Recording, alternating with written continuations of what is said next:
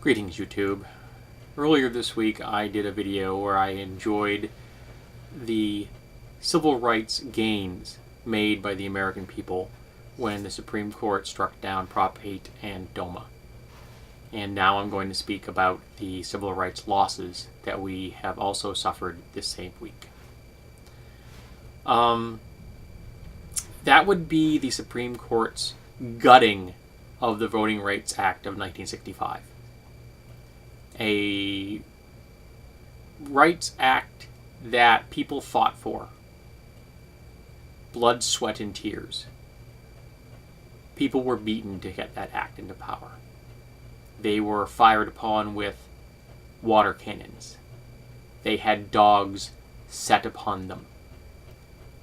People gave their lives to get that act into power. American citizens laid down their lives for voting rights. And the Supreme Court this past week said uncategorically that those lives mean nothing. That those people that died were meaningless. It is one of the greatest acts of disrespect that I have ever encountered. I was stunned. I would like to say that I was surprised, but with the conservative bent of our current Supreme Court, I wasn't.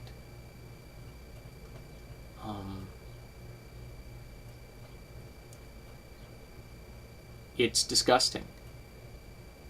In 2012, the United States dealt with profound efforts by the GOP and their conservative allies in their Libertarian and Tea Party to undermine the voting rights of American citizens with the voter ID laws. I know that there are people who are going to tell me that it's nothing to do with it, and you're wrong.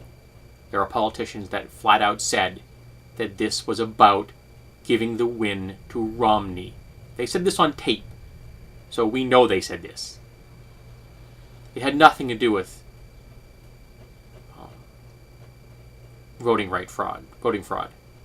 Out of 600 million votes cast, there were 10 confirmed cases of voter fraud. In fact, the only forms of voter fraud that were actually encountered during the 2012 season were done at the registration level by conservatives working for the GOP. It was all smoke and mirrors aimed at disenfranchising minorities, the young, and the elderly community that might have voted for Democrats to protect their Social Security and Medicare. Fortunately, they failed.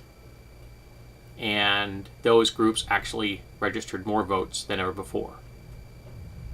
But if we thought that was bad before, in 2014 and 2016, it's going to get worse now. Because the conservatives can't win on issues or with politicians. All they can do is cheat, deceive, and fix the system. Because their main block of voters, angry white Christian men, is shrinking year by year. So the only way they can make any gains is to undercut all the people in America that aren't going to vote for conservatives. By disenfranchising them. By cheating of them of their right to vote. It's disgusting. And it's going to get worse. I have one quote that I'm going to close this with. This is Justice Ginsburg. Throwing out the Voting Rights Act when it has worked and is continuing to work to stop discriminatory changes is like throwing away your umbrella in a rainstorm because you are not getting wet. There are a number of passages that I'm going to link to that you're going to want to read. They're important, they're well written, and they're informative. This is a blow against America. This is a declaration of war on the American people by conservatives. And progressives are going to have to go back into that battle and we're going to have to beat them. Not through cheating, not through fixing the game, not through gerrymandering the system, but by registering and voting in primaries and voting in the general election and driving these conservatives out of office until the GOP is just a faded memory of a bygone era that we don't